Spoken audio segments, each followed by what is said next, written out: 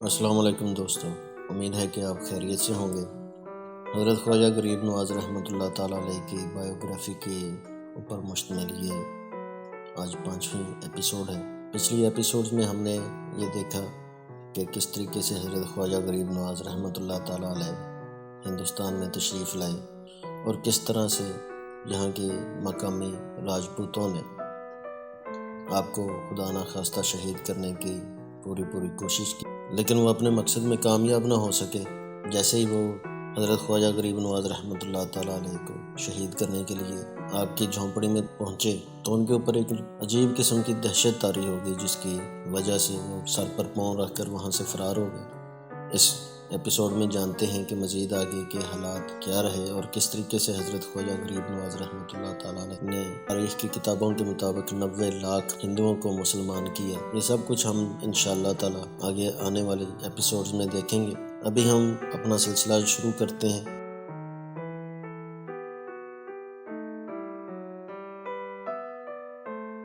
تو دوستو، اگر آپ چاہتے ہیں کہ ہم حضرت خواجہ غریب نواز رحمۃ اللہ تعالیٰ علیہ اور دیگر اولیاء اعظام بزرگان اکرام کی بایوگرافی کے اوپر مشتمل اس سیریز کو جاری رکھیں تو ہمارے چینل کو لائک لازمی کریں، سبسکرائب کریں اور ساتھ میں موجود گھنٹی کے بٹن کو لازمی پریس کریں۔ تو چلیں اب شروع کرتے ہیں۔ اس کے بعد اجمیر کے باشندے قطار در قطار حضرت خواجہ کو دیکھنے کے لیے آنے لگے، مگر وہاں نہ کوئی جادوگری تھی، نہ شعبدہ بازی، بس ایک شگفتہ مسکراہٹ تھی جس نے آگ میں پھول کھلا دیے تھے۔ ایک حسن اخلاق تھا جسے دیکھ کر پتھروں کے دل پانی ہوئے جاتے تھے۔ اس ہجوم میں وہ راجپوت بھی شامل تھے جو حضرت خواجہ کو شہید کرنے کی منصوبہ بندی کرتے کرتے فرار ہو گئے تھے، مگر اب ان کے لیے تمام راہیں مسدود ہو چکی تھیں۔ مجبوراً انہوں نے حضرت خواجہ کے قدموں میں اپنے سر رکھ دیے اور ایک فقیر بے سر و سامان کا چہرہ دیکھ کر باپ دادا کے عقائد کی جمع کردہ تمام دولت لٹا دی۔ اجمیر کے ہزاروں باشندوں نے اپنی آنکھوں سے یہ عجیب منظر دیکھا کہ صدیوں کے بت پرست چند لمحوں میں ایک نادیدہ ہستی کی وحدانیت پر ایمان لے آئے تھے۔ اگرچہ اس وقت ایمان لانے والوں کی تعداد انگلیوں پر گنی جا سکتی تھی، لیکن ان کفر کی سنگی دیواروں میں شگاف ضرور نظر آنے لگا تھا۔ پتھر کے پجاریوں کے لیے یہ بڑی لرزہ خیز خبر تھی۔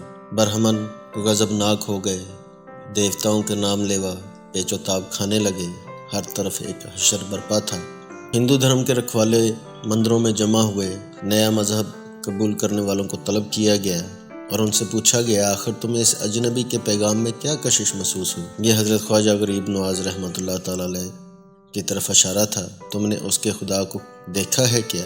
یہ برہما، یہ وشنو، یہ شنکر تمہیں کوئی بھی روک نہ سکا۔ کیا تمہارے آباء و اجداد دیوانے تھے؟ انہوں نے جواب دیا، ہم کچھ نہیں جانتے۔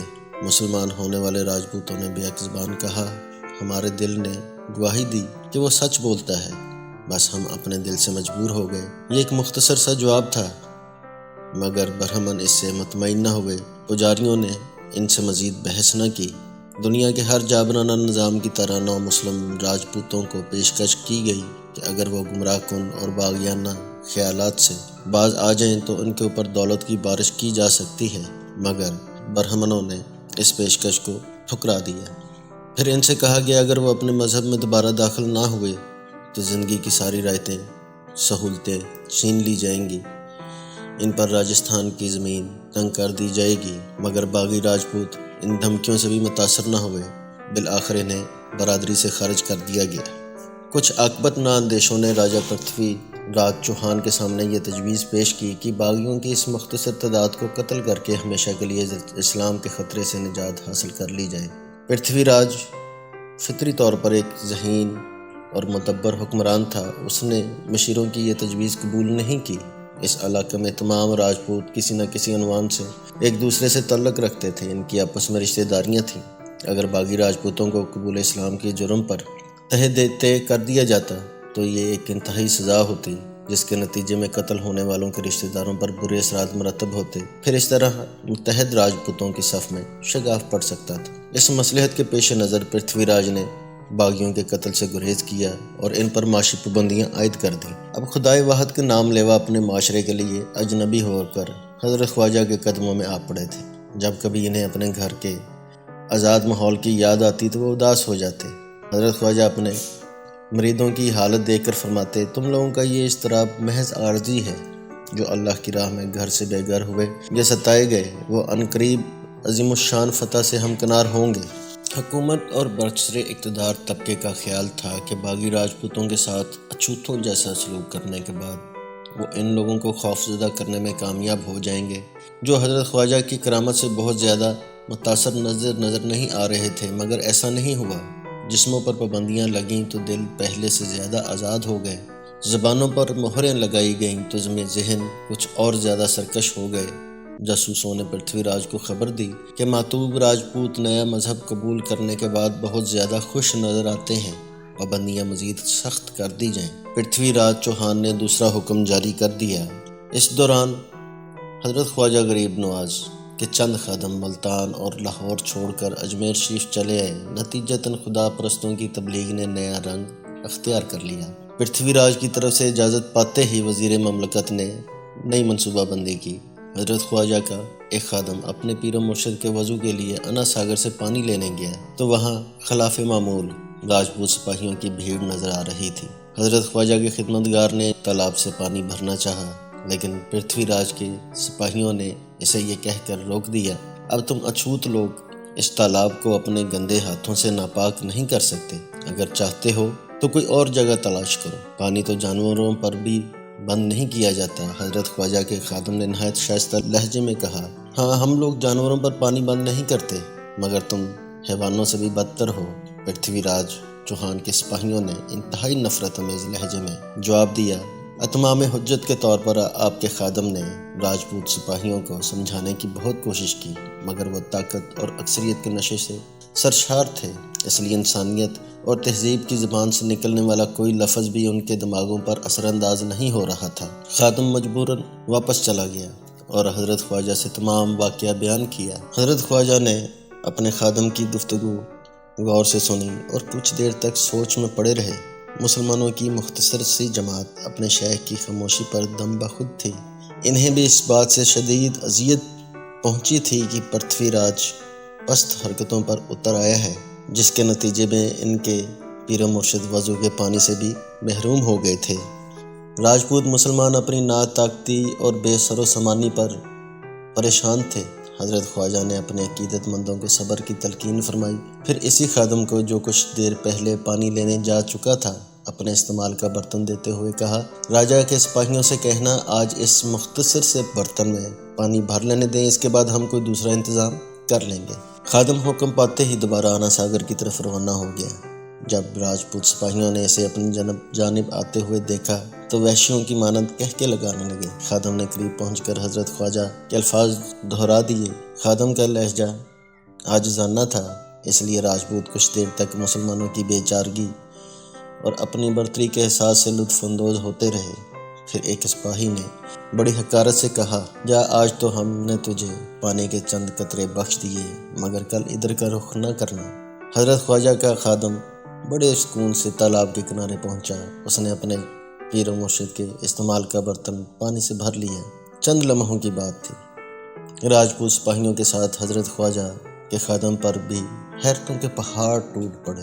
انا ساگر کا پانی ایک چھوٹے سے برتن میں سمٹ آیا تھا۔ کچھ دیر پہلے جس پانی پر طاقت کے ذریعے پابندیاں لگائی جا رہی تھیں، اس کی حقیقت ظاہر ہو چکی تھی۔ سپاہی پتھرائی ہوئی آنکھوں سے اس تالاب کو دیکھ رہے تھے، جس سے کل تک پورا علاقہ سیراب ہو رہا تھا۔ اب اس میں پانی کا ایک قطرہ بھی موجود نہیں تھا۔ راجپوتوں کے بقول یہ جادوگری کا ایک عظیم الشان مظاہرہ تھا۔ اگرچہ راجستھان کی پوری زمین ساحروں سے بھری ہوئی تھی، ہندو ساحروں کے بقول مسلمان فقیر کا جادو ان سب پر حاوی تھا۔ یہ ناقابل یقین منظر دیکھ کر پرتھوی راج کے سپاہیوں پر اس قدر دہشت طاری ہوئی کہ وہ وہاں سے بھاگ کھڑے ہوئے۔ خود خواجہ کا خادم بھی لرزتے قدموں سے واپس آیا اور کانپتے لہجے میں تمام واقعہ سنانے لگا۔ آج اسے پہلی بار اپنے پیر و مرشد کی روحانی طاقت کا اندازہ ہوا تھا۔ حضرت خواجہ نے انتہائی پرجلال لہجے میں خدا پرستوں کی اس مختصر سی جماعت کو مخاطب کرتے ہوئے فرمایا، جس تالاب کا پانی قدرت خداوندی سے اس فقیر کے کوزے میں سمٹ آیا ہے اور وہ خشک بھی ہو سکتا ہے، اگر اس کائنات کا خالق سمندر کو بھی سوکھ جانے کا حکم دے تو اسے اس کے ارادے سے کون باز رکھ سکتا ہے؟ پورے اجمیر میں ہنگامہ برپا تھا۔ جس نے بھی انا ساگر کے خشک ہونے کی خبر سنی حیران رہ گیا۔ کوئی بھی اس عجیب واقعے پر یقین کرنے کے لیے آمادہ نہیں تھا، لیکن جب شہر کے باشندے تالاب کے کنارے جمع ہوئے تو انہیں اس خبر پر اعتبار کرنا پڑا کہ صدیوں پرانا ذخیرہ آب ختم ہو چکا ہے۔ جن سپاہیوں نے اپنی آنکھوں سے انا ساگر کو حضرت خواجہ کے کوزے میں سمٹتے ہوئے دیکھا تھا، وہ دہشت زدہ ہوئے پرتھوی راج کے سامنے کھڑے تھے اور گریہ زاری کے انداز میں اپنے حکمران سے کہہ رہے تھے، سمراٹ، ہم شرمندہ ہیں، ہم آپ کے حکم کی تعمیل نہ کر سکے، لیکن اس کوتاہی میں ہمارے ارادوں کو کوئی دخل نہیں تھا۔ وہ سادھو اتنا بڑا جادوگر ہے کہ ہماری شمشیریں تک بے نیام نہ ہو سکیں۔ خود پرتھوی راج بھی یہ اطلاع پا کر پریشان ہو گیا، مگر وہ ان سپاہیوں کی موجودگی میں اپنی فکر و پریشانی کا اظہار نہیں کرنا چاہتا تھا، اس لیے کچھ دیر خاموش رہا اور دوسرے ہی لمحے اپنے چند رازدار مشیروں کو لے کر خلوت میں چلا گیا۔ پرتھوی راج ایک مسلمان فقیر کے بڑھتے ہوئے اثرات سے خوف زدہ تھا۔ اس نے فوری طور پر اس مشکل کا حل تلاش کرنا تھا، لیکن مشیروں نے اسے صبر اور ضبط کی تلقین کی۔ ان کے خیال میں حضرت خواجہ کا مقابلہ صرف ہندوستان کے بڑے جادوگر ہی کر سکتے تھے۔ اس واقعہ سے چشم پوشی کرنا چاہیے تھی تاکہ مسلمان فقیر اپنے روحانی طاقت کے سلسلے میں حد سے زیادہ خود اعتمادی کا شکار ہو جائے، پھر عالم بے خبری میں ساحروں کے ذریعے اس کا کام تمام کر دیا جائے۔ پرتھوی راج کو اپنے مشیروں کی یہ تجویز پسند آئی۔ اس نے فوری طور پر حضرت خواجہ کی خدمت میں معززین شہر کا ایک وفد روانہ کر دیا۔ اجمیر کے معززین نے حضرت خواجہ سے سپاہیوں کی گستاخی پر معافی مانگی اور اس کے ساتھ درخواست کی کہ انا ساگر کی سابقہ حالت بحال کر دی جائے، ورنہ بہت سے انسان پیاسے مر جائیں گے۔ حضرت خواجہ کافروں کی شرارت سے باخبر تھے، مگر آپ نے اسلام کی روایتی رواداری اور صلہ رحمی کا شاندار مظاہرہ کرتے ہوئے فرمایا، یہ تو حق کے نافرمانوں کے لیے ایک ہلکی سی تنبیہ تھی، ورنہ ہمارا مذہب تو کسی کتے کو بھی پیاس سے تڑپتا ہوا نہیں دیکھ سکتا۔ یہ کہہ کر آپ نے خادم کو حکم دیا، برتن کا پانی تالاب میں واپس ڈال دیا جائے۔ خادم اپنے پیر و مرشد کے حکم کی تعمیل کے لیے انا ساگر کی طرف روانہ ہوا۔ آپ نے راجپوت قوم کے نمائندوں سے دوبارہ فرمایا، قدرت بار بار سرکشوں کو مہلت نہیں دیتی، اس سے پہلے کہ تمہارے آباء و اجداد کی زمین تم پر تنگ ہو جائے، بت پرستی چھوڑ کر خدائے واحد پر ایمان لے آؤ۔ راجپوتوں کی گردنیں جھکی ہوئی تھیں، یہ کوئی احساس ندامت نہیں تھا، دراصل وہ حضرت خواجہ سے نظر ملاتے ہوئے ڈرتے تھے کہ کہیں وہ بھی اپنے دوسرے ہم مذہبوں کی طرح مسلمان فقیر کے جادو کا شکار نہ ہو جائیں۔ حضرت خواجہ اپنا فرض پورا کر چکے تھے۔ اللہ کی زمین پر فساد برپا کرنے والوں نے محبت کا یہ پیغام سنا، مگر ان کی نفرتیں کچھ اور شدید ہو گئیں۔ پھر وہ اپنے سینوں میں سازش اور انتقام کی آگ روشن کیے ہوئے واپس چلے گئے۔ پھر جب وہ لوگ واپسی میں انا ساگر کے قریب سے گزرے تو پہلے کی طرح پورا تالاب پانی سے بھرا تھا۔ بت پرستوں کے ذہن جلنے لگے۔ وہ اس حالت میں پرتھوی راج کے سامنے حاضر ہوئے اور اپنے حکمران کو تمام صورتحال سے آگاہ کیا۔ دوبارہ تنہائی میں مشورے ہونے لگے۔ پھر بہت غور و فکر کے بعد حضرت خواجہ سے مقابلے کے لیے شادی دیو نامی جادوگر کا انتخاب کیا گیا۔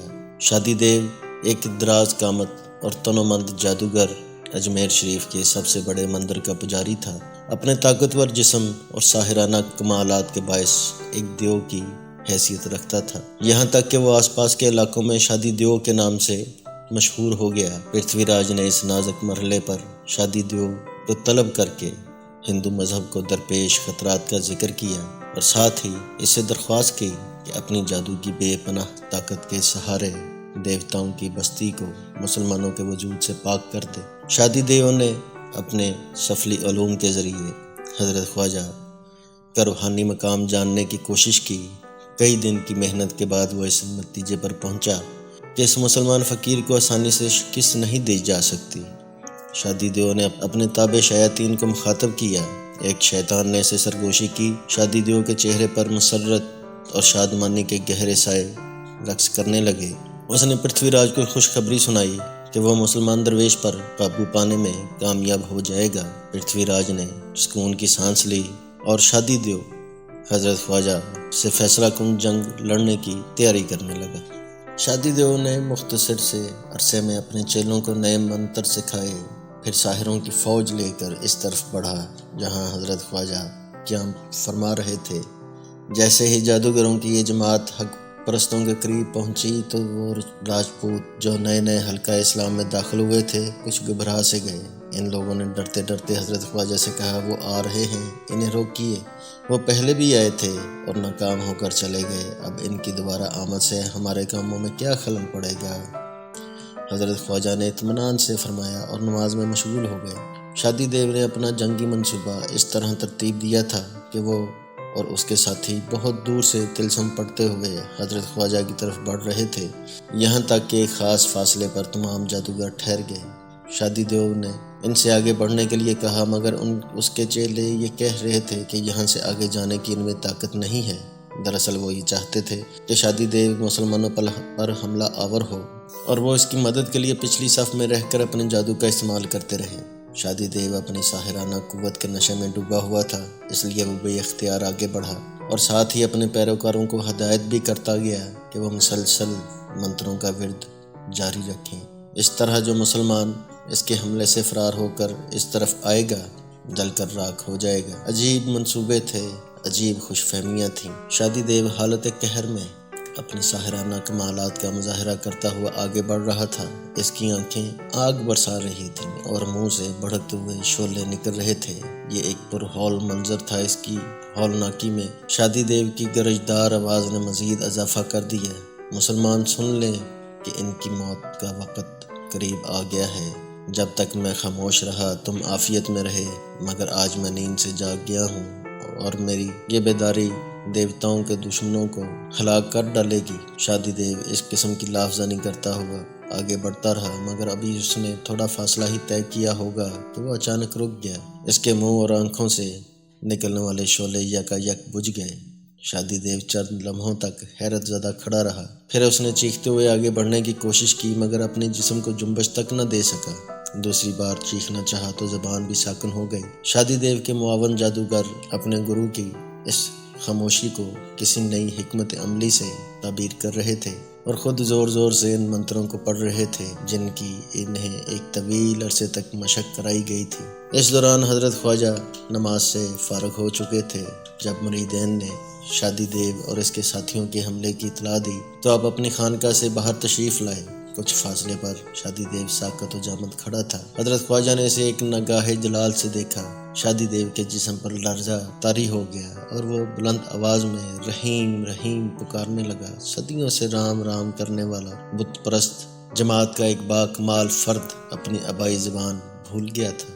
تو حضرت خواجہ غریب نواز رحمۃ اللہ تعالیٰ علیہ کی بایوگرافی پر مشتمل یہ سیریز ابھی جاری ہے۔ باقی کے حالات اور واقعات انشاءاللہ تعالیٰ آپ اگلی قسطوں میں ملاحظہ فرمائیں گے۔ اگر آپ ہمارے کام کو سپورٹ کرنا چاہتے ہیں تو ہمارے چینل کو سبسکرائب کریں اور ساتھ میں موجود گھنٹی کے نشان کو لازمی پریس کریں اور اس ویڈیو کو لائک کریں۔